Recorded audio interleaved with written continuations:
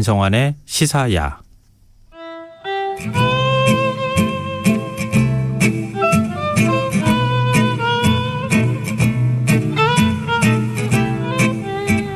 모험가 영웅의 대명사처럼 쓰이는 것이 바로 오디세이가 아닐까요? 미학 오디세이, 세계사 오디세이처럼 수많은 책들이 오디세이라는 이름을 빌려왔는데요.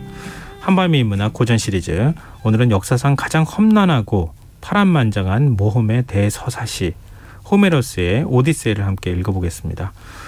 정여울 작가 스튜디오에 나와 계십니다. 안녕하세요. 안녕하세요. 네, 반가워하시는 분들이 굉장히 많을 것 같아요. 오디세이 읽으신 분들도 저는 사실 좀 얼마나 많은 분들이 읽었을까 궁금해가지고 인터넷 찾아보니까 진짜 많이 또 읽으셨더라고요. 네, 필독서죠. 그리고 이제 오디세이, 일리아드 오디세이 이렇게 붙여서 말하잖아요. 네, 그리고 책도 그렇게 또 만들어내기도 하고 그러더라고요. 예, 그래서 완역이 된 지가 사실 오래되진 않았어요.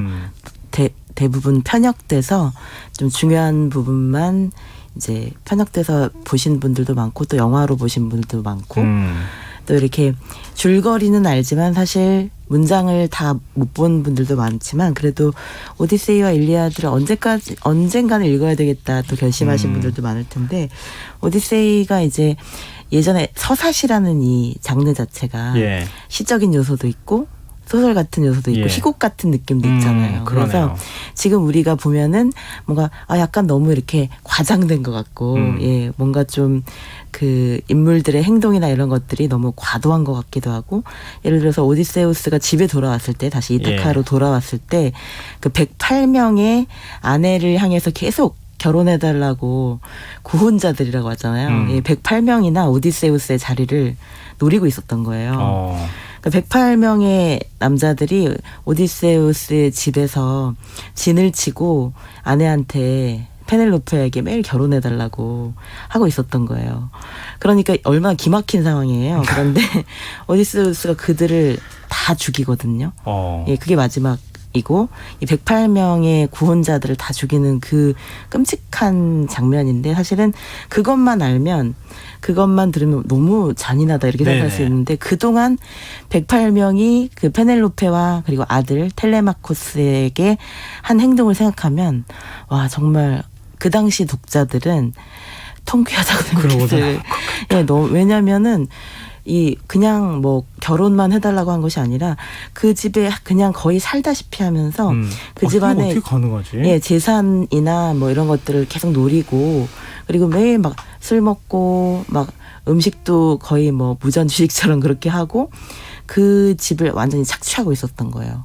그리고 페넬로페는 꿈쩍도 안 하니까 페넬로페는 오직 남편밖에 모르니까 뭐 그 집에 있는 다른 하녀들을 유혹한다든지 너무 뭐 이루 말할 수도 없이 정말 나쁜 짓들을 많이 했던 거예요. 그래서 오디세우스가 즉 가장이 집 밖으로 나가 있는 동안 그리고 트로이 전쟁 때문에 간 거잖아요.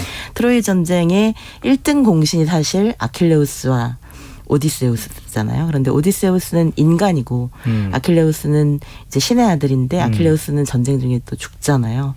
이런 결국 오디세우스가 집으로 무사히 돌아와서 고향으로 무사히 돌아와야 이 전쟁이 비로소 의미를 갖는 거예요. 아무리 트로이 전쟁에서 이겨도 오디세우스라는 사람이 집으로 돌아오지 못하면 그건 전쟁에서 패한 것만큼이나 가슴 아픈 일이잖아요. 그래서 고향 이타카를 되찾는 것 그리고 마침내 집으로 돌아오는 길이 어쩌면 트로이 전쟁 그 자체보다도 어려웠다는 것. 돌아오는데 10년이 걸려요. 트로이 전쟁을 다룬 것이고 그다음 오디세이는 트로이 전쟁이 끝나고 난 다음에 집으로 돌아오기까지 그 험난한 과정 10년인가요? 10년 정도 걸리죠. 그 험난한 과정을 그린 것이다. 그래서 참 일리아스도 파란만장하지만 오디세우스의 모험을 보면 이 집에 돌아오는 이 과정이 이렇게 험난할 수가 그리고 그 안에는 험난함만 있는 것이 아니라 사실 유혹도 있고 파란만장한 어떤 뭐 스토리도 있고 그리고 처음에는 거의 12척 제 기억으로는 12척의 배를 가지고 가는데 저기라고 그 배가 이제 나중에는 한 척만 남게 되죠.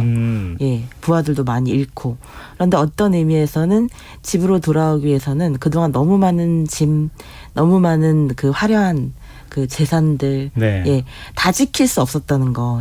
완전한 모습으로 돌아오지 못하거든요. 그래서 여러 가지로 환상에서 현실로 돌아오는 느낌도 주고, 그리고 바다라는 공간이 당시 사람들한테는 얼마나 두렵고 무서운 공간이었겠어요. 오디세우스뿐만이 아니라 수많은 사람들이 돌아오지 못했죠. 그래서 그 당시에는 예. 뭐 나침판이 있었겠어요. 뭐가 있어요? 예. 그냥 밤에는 별을 보면서 그렇죠. 예. 항로를 잡았을 텐데, 그래서 예. 구름이 끼어 있으면은 아예 배가 뜨질 못했다고 하더라고요. 그렇죠. 별이 예. 물론 우리의 상상을 초월하게 많긴 했죠. 지금은 우리가 별을 보는데 굉장히 많은 장애물이 있지만 별이 굉장히 많긴 했지만 어쨌든 그 별을 읽을 수 있는 것 자체가 어려웠고요.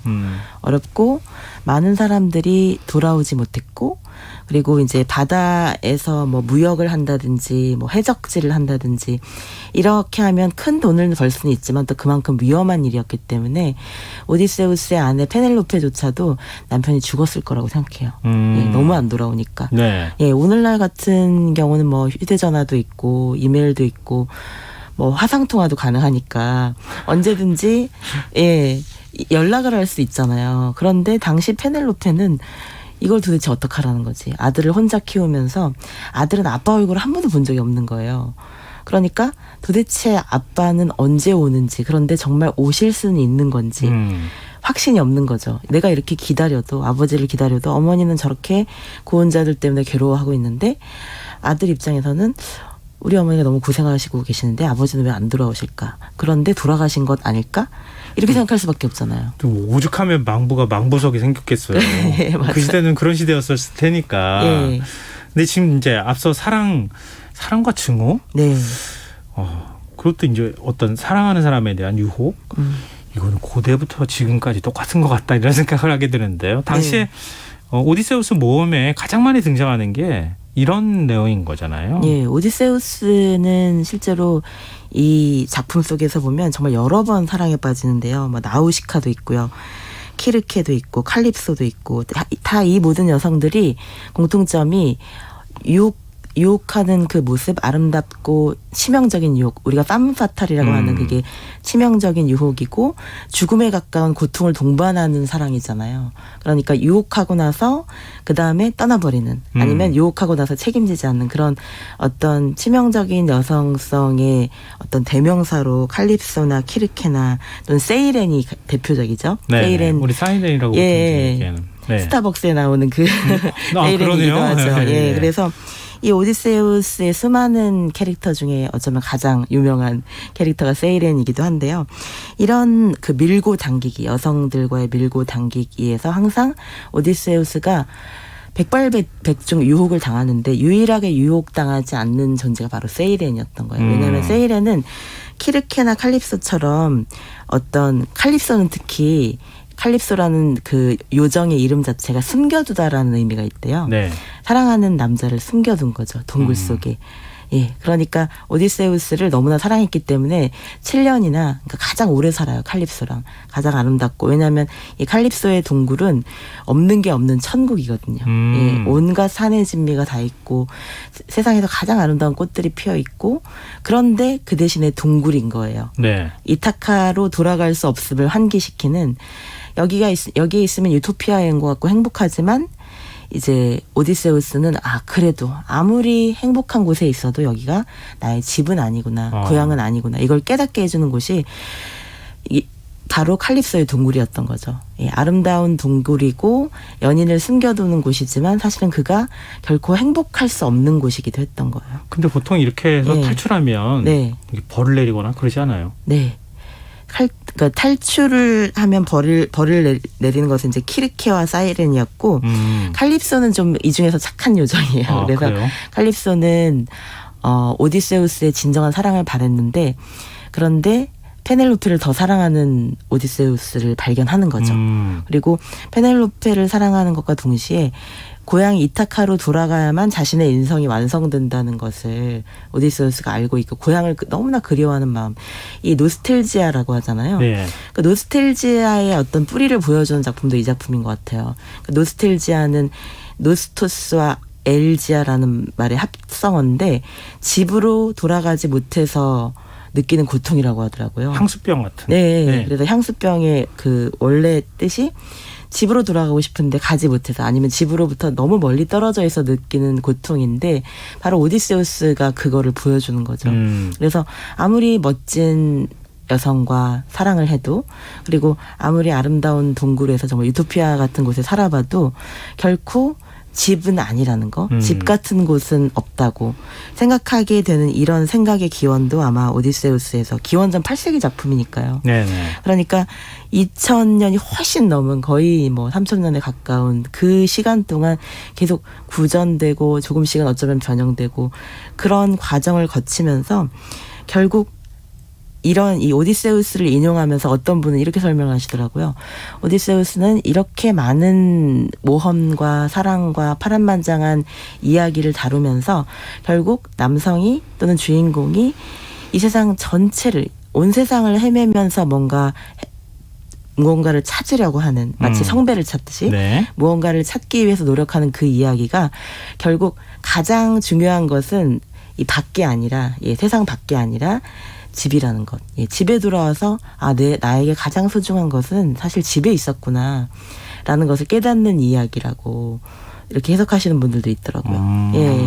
그래서 근데 제일 아마 독자들 입장에서는 네. 이 여기 안에 신화 속 이야기 같은 네. 뭐 지금 이제 사이렌 말씀도 하셨지만 네.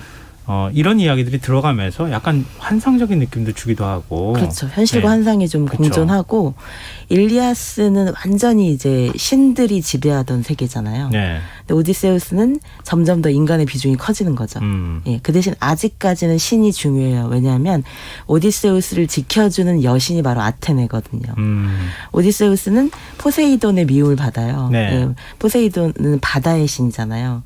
그래서 오디세우스의 어떤 오만하고 거만하고 방자한 이런 모습이 있어요. 자신의 이성을 믿고 그러니까 자신의 뛰어난 지략을 믿고 굉장히 오만하게 신들에게 도전하는 이런 모습에 대해서 포세이돈이 질투하고 싫어하는데 아테네는 그런 모습까지 사랑해주는 여신인 거예요. 그래서 아테네가 어떻게 하냐면 텔레마코스가 너무 안 된 거예요. 아버지 얼굴도 모르고 아버지를 기다려야 되는 건지 찾아 나서야 되는지 판단을 못하니까 이 신들이 보통 인간에게 나타날 때는 변장을 하고 나타나거든요. 예. 그래서 아테네가 이제 망토를 두르고 나그네로 변장을 해서 텔레마코스 그 오디세우스의 아들에게 나타나서 너의 아버지는 반드시 돌아올 거라고 조언을 해줘요. 이런 네. 존재가 바로 멘토인 거예요.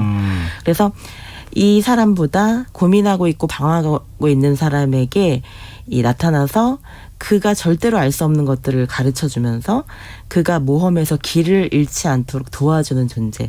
반지의 제왕의 간달프 마법사처럼 그런 식으로 누군가에게 길을 알려주는 존재이고 그리고 길을 알려주고 자기는 사라지는 거예요. 여기 와서 막 아테네가 계속 주인공 역할을 하면 안 돼요. 잠깐 길을 알려주고 자기는 사라지는 나타났다가 사라지는 메신저의 역할을 하는 게. 천사 같은 네네. 일종의. 그래서 사라지는 매개자라고도 하더라고요. 그래서 근데 신은 원래 네. 굉장히 시기심이 많은 존재잖아요. 그렇죠. 뭐 어떤 신도 다 마찬가지인데. 네.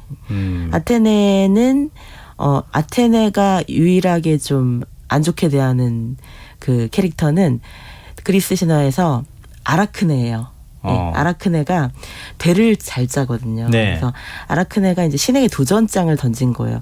내가 이렇게 예술 작품을 이 테피스트리 같은 거죠. 배를 짜서 이렇게 아름다운 그 그림이 되도록 그렇게 만드는 그런 작업을 내가 아테네 여신보다 잘할 수 있다고 생각을 했던 거예요. 아라크네는 너무 솜씨가 뛰어났기 때문에. 그리고 그 내용 자체가 제우스가 여성들을 괴롭히고 스토킹하고 못살게 굴고 이런 내용들. 포세이돈도 그랬고 많은 남성 신들이 여성들을 괴롭히는 그 내용을 풍자하는 내용을 만든 거예요. 그러니까 아테네는 너무 화가 난 거죠. 네가 신에게 감히 도전해? 그래서 아테네는 굉장히 교훈적으로 신에게 도전한 인간이 어떻게 처벌을 받는지. 그래서 뭐 그 간에게 독수리에게 계속 간을 쪼아먹히는 그런 이 프로메테우스처럼 네. 이렇게 고통스러워하는 존재들을 막 그린 거죠. 그런데 아라크네는 뉘우치잖아요. 신들은 왜 이렇게 인간에게 또는 요정들에게 잘못하면서 왜 한 번도 미안하다고 하지 않는지, 왜 인간에게 군림하려고만 하는지. 그러니까 아라크네가 굉장히 용감한 혁명가적인 마인드를 갖고 있는 거죠. 네. 그런데 이제 아테네는 그런 걸 용납할 수 없거든요. 그래서 아테네가 이제 굉장히 가혹하게 하는 사람은 아라크네고, 이 오디세우스나 다른 대부분의 사람들에게는 아테네는 굉장히 관대해요. 너그럽고 지혜롭고. 아테네는 그냥 전쟁의 여신이 아니라 이 에이레스도 전쟁의 신이잖아요. 네. 그런데 에이레스와 그 아레스와 아테네의 차이는, 아레스는 그냥 전쟁만 하는 광기, 분노, 사륙의 신인 거예요. 네. 죽이는, 폭력의 신인데 전쟁의 나쁜 면을 보여주는 거죠. 그런데 아테네는 당시 도시국가들은 전쟁을 통해서 권력을 쟁취하고 전쟁을 통해서 경제를 발전시키는 그런 측면이 분명히 있었잖아요. 그래서 지혜의 여신이라고 할 때 그 지혜 중에는 전쟁에서 이기는 기술도 들어있었고 여러 가지 과학기술이나 경제에 관련된 지식도 들어있었던 거죠. 그래서 아테네와 아레스 모두 전쟁의 신이지만 둘이 담당하는 그 분야가 달랐던 거예요. 그러니까 아테네는 이 전쟁을 통해서 인간이 성장하는 부분을 담당하고 있었던 거죠. 그래서 그 부분을 오디세우스가 너무나 잘해줬다고 생각을 하는 것 같아요.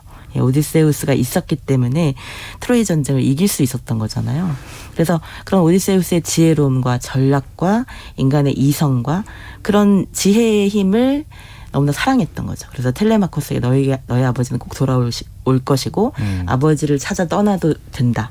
그리고 너는 절대 기죽지 말고 어머니를 지켜드리고 너의 삶을 찾으라고 이제 조언을 해주는 거죠.